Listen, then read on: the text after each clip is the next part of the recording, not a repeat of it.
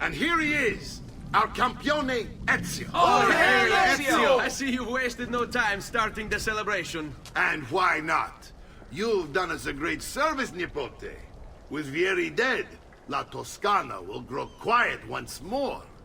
Do you know what that means? Basta lavorare. Si passa tutto il giorno a bere. E a puttane. What? It's true. Come, Ezio, walk with me. Yes, uncle.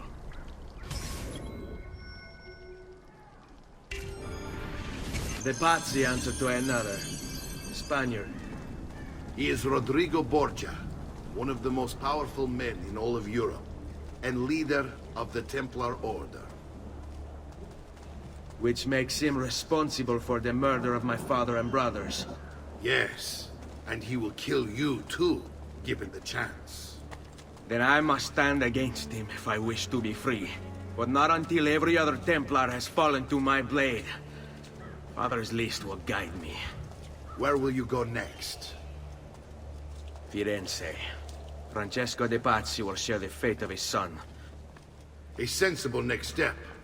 No doubt he intends evil for the city. All right, that's enough grim talk for one night. I'll be in my study if you need me. I shall read the letter my uncle gave me. Messer Francesco, I have done as requested and spoken with your son. I agree with your assessment, though only in part. Yes, Vieri is brash and prone to act without forethought. And he has a habit of treating the mercenaries like playthings. I have received reports of at least 3 men being disfigured as a result. But I do not think him, as you put it, beyond repair. Rather, I believe the solution to be a simple matter. He seeks your approval, your attention. These outbursts of his are a result of insecurities born out of a sense of inadequacy. He speaks of you often and fondly, and expresses a desire to be closer to you. So, if he is loud and foul and angry, I believe it is simply because he wants to be noticed. He wants to be loved. Act as you see fit on the information I've given you here. But I must ask that we end this correspondence. Were he to discover the nature of our conversations, I fear what might become of me. Yours in confidence, Fra Giocondo.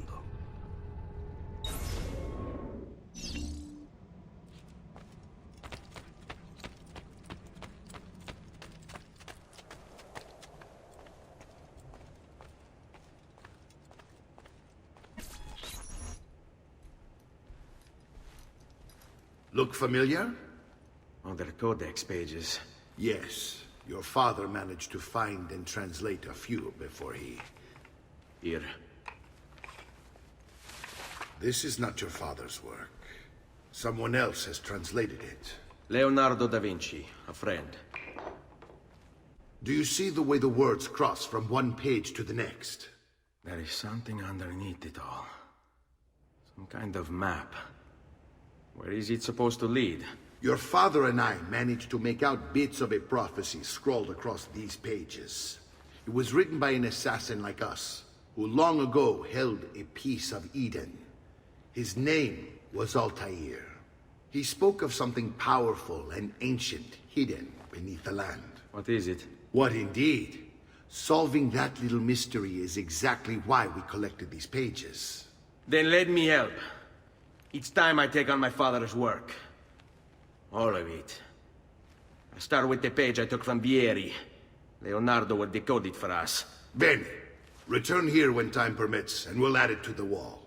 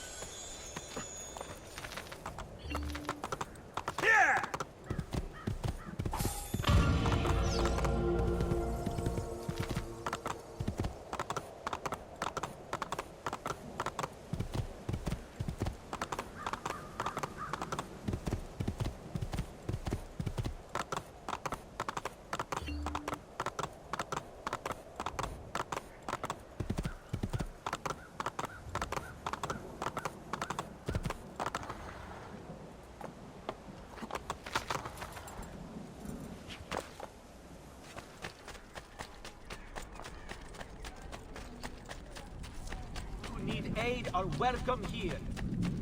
Come, amici! My wares are good, my brother.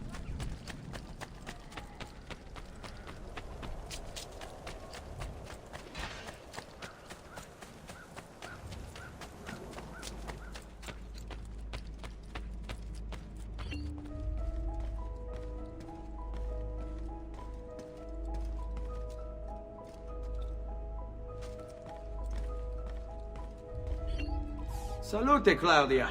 Our uncle is un mostro. This is outrageous. What's happened? He's making me work.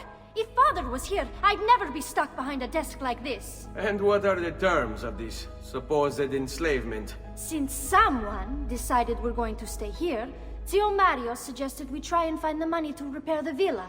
Problem is, there isn't any. I bet I can bring in some money. Oh, great. More work for me. Well, benissimo. If you start paying for improvements to the town, I'll keep track of them in this book. And since I have nothing better to do, I'll also make note of any objects you bring in from the outside. If you actually get this place up and running, travelers might visit and spend money. Although I doubt anyone will want to come this far out of the city. But if they do, I'll keep the money we make in this chest. You're going to have to show up to take it to the bank yourself. Because when it gets full, I'm just going to take the extra cash for myself. Capito? Deal.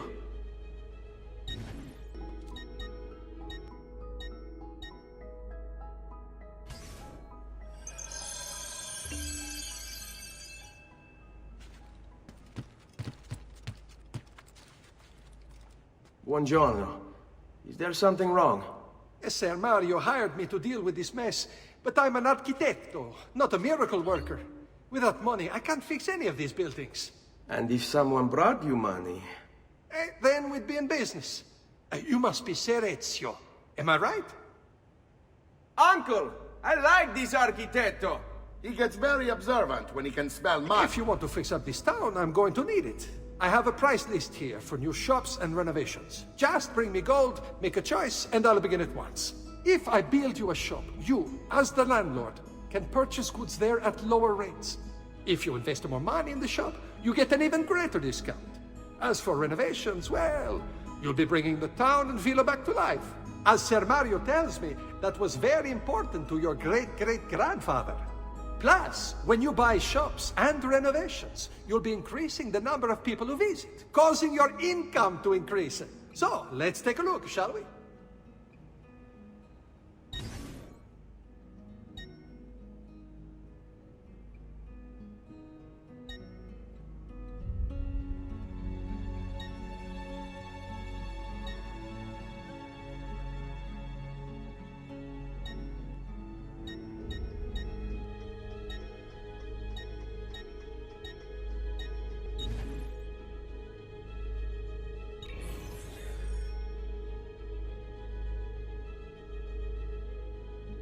Buon viaggio!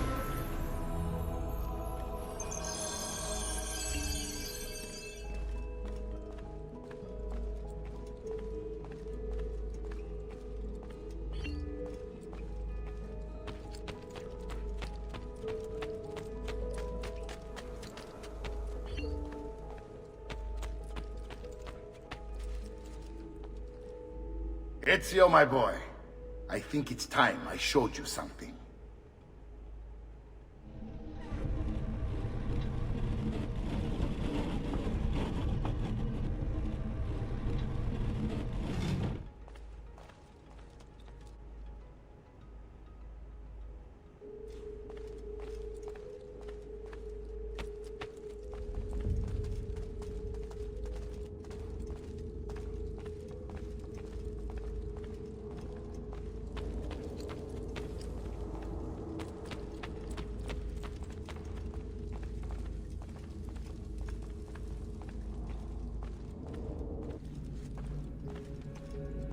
This is the sanctuary.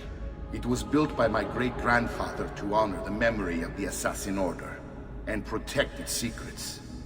Look around.